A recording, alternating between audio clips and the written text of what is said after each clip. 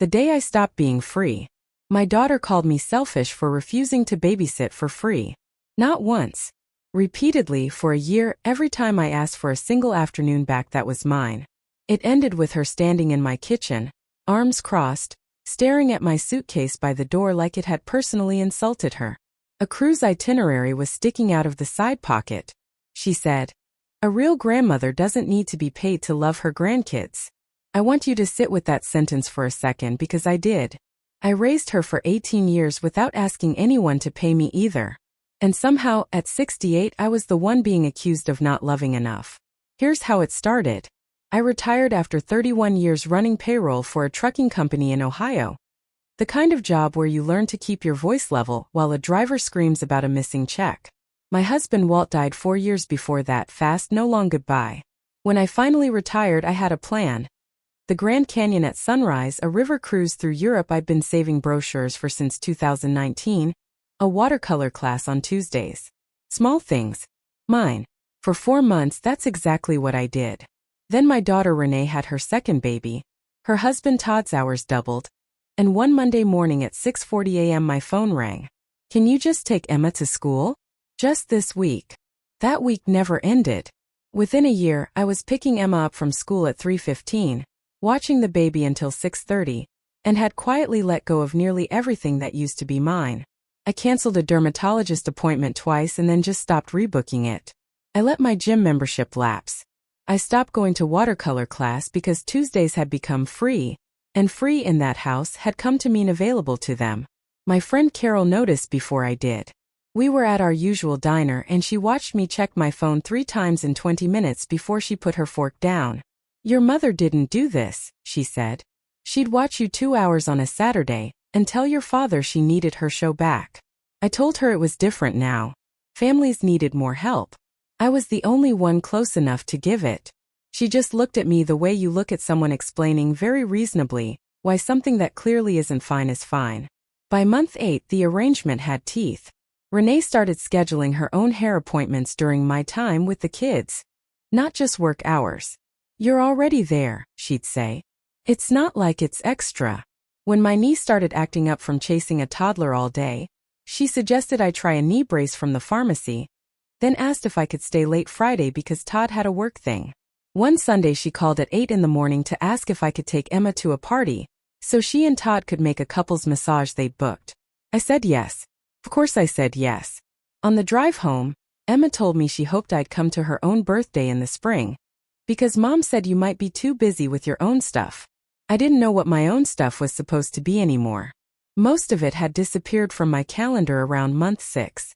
Todd's mother, Linda, called me once out of nowhere and said she'd noticed I looked thin and tired at Thanksgiving. Then she said the one thing that stuck with me for weeks. "It's easy to become the family's safety net and forget you're allowed to need one too." I didn't listen. Not yet. The cruise came up almost by accident. My sister Diane had a spot open up after her husband's surgery got rescheduled. I said yes before I'd finished reading the email. It felt like reaching for a rope I hadn't realized I was drowning without. I told Renee over dinner the way you'd mention any plan. I didn't ask permission. That, I think, was what set her off more than the trip itself. "So who's taking care of the kids for 2 weeks? Todd's parents. Or a sitter just for that stretch." "A sitter? Do you know what that costs? We can't just throw money at a stranger because you want to drink wine on a boat."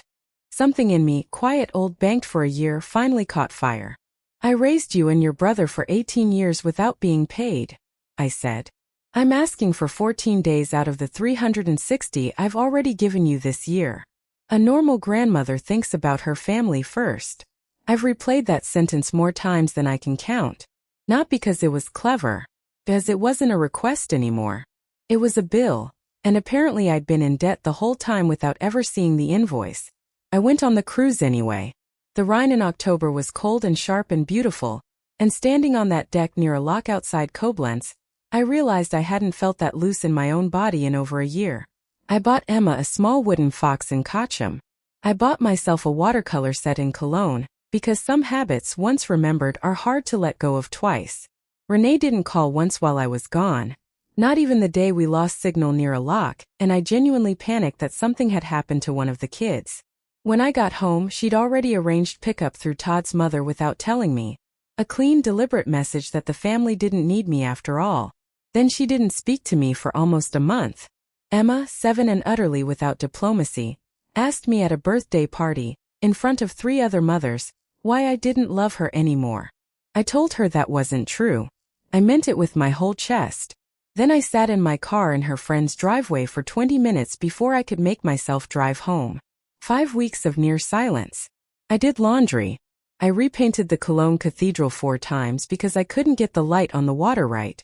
I checked my phone constantly and mostly failed to stop myself. Then on a Tuesday my phone rang from Emma's tablet. "Grandma." A whisper. A television somewhere behind her. "Are you mad at me?" "Never at you. Not ever. Mom said you didn't want to babysit anymore because it's too much work." A pause, the kind a child takes right before the real question. "Is that true? 'Cause I miss you. Not the after-school stuff. Just you. You let me talk about the boring parts of my day." I sat down on my kitchen stool and held onto the counter. "I miss you too," I said. "So much you wouldn't believe it." "Then why can't you come over?" "Sometimes grown-ups need people to want them around, not just need them for things," I told her. "That's all it is.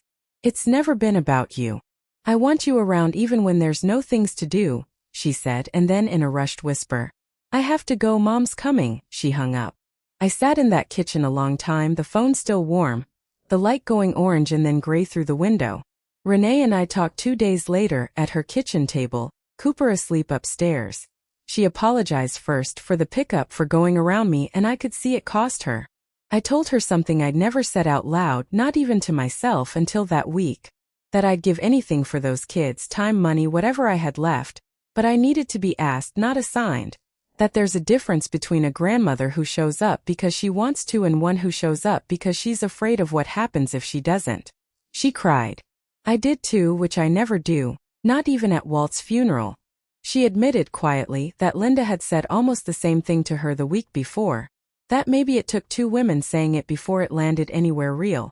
We didn't go back to the old arrangement. We built a smaller one with actual edges. 2 afternoons a week, agreed a month in advance, written on both our calendars like an appointment instead of a favor. Renee hired a sitter for the rest of the week. A college student Emma has decided is basically a celebrity. And Renee says, half joking, it costs less than her guilt used to.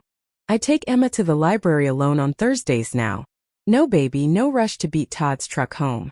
She reads me the first chapter of whatever she picked, sounding out the long words, and I listen like it's the most important thing said anywhere that day because in that hour it is. I went back to watercolor class in January. Sheila had kept my seat by the window without ever mentioning it. I finally got the light on that cathedral right, and gave the painting to Renee for her birthday. She cried again, something we apparently do around each other now. Carol never once said I told you so. Not even when I finally admitted, over pecan pie, that she'd been right months before I was ready to hear it. I'm not owed an apology, and I've stopped needing to be declared right. I just wanted to matter to my family as a person, not a service that happened to run on love. Some evenings now, after Emma finishes her chapter, she asks what I want to read next, for myself. It took a 5-week silence, a phone call from a stolen tablet, and 68 years for anyone in that family to think to ask me that question.